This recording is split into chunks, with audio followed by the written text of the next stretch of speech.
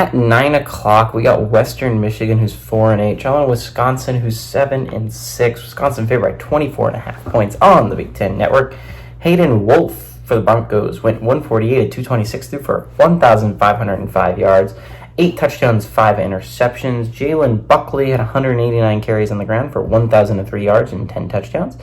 And Kenneth Womack had 76 catches for 691 yards and a touchdown.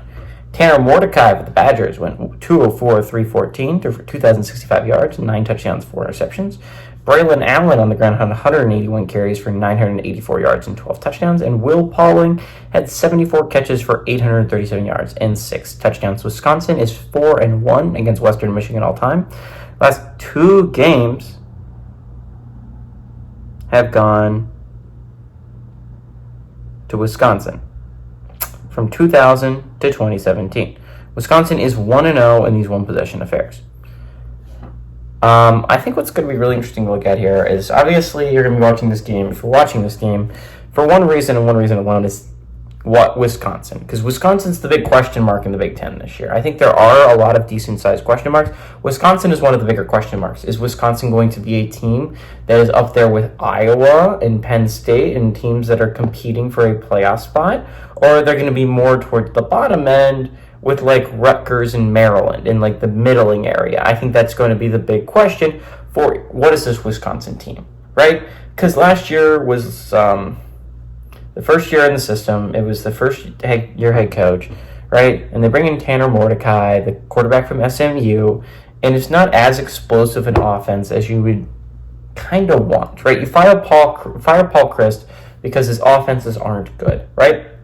And then you hire Luke Fickell, and the offense doesn't get a whole lot better. I mean, it is better, but it's not a whole lot better. And Tanner Mordecai is obviously a talented QB. We saw that at SMU. We saw how good he could be. So the big question is, do they turn it around in year 2, right? They bring in Tyler Van Dyke, the freshman from Miami. I mean, the freshman phenom, right? He had a great freshman year at Miami. The past couple years have been rough for Tyler Van Dyke. Can this move to Wisconsin rejuvenate him? Can it make him a good QB again? And I think that's going to be the big question. If the answer is yes, Wisconsin can be a team that competes for a Big Ten title this year and possibly a playoff spot.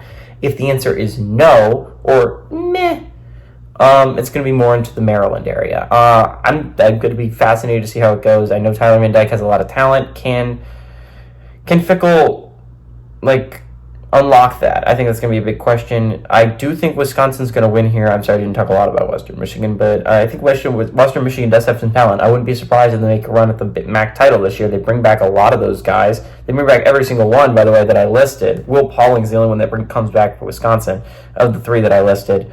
Western Michigan brings back a lot of talent. I like Wisconsin to win here. I like Wisconsin to win by a lot. Give me the Badgers to win at home and cover.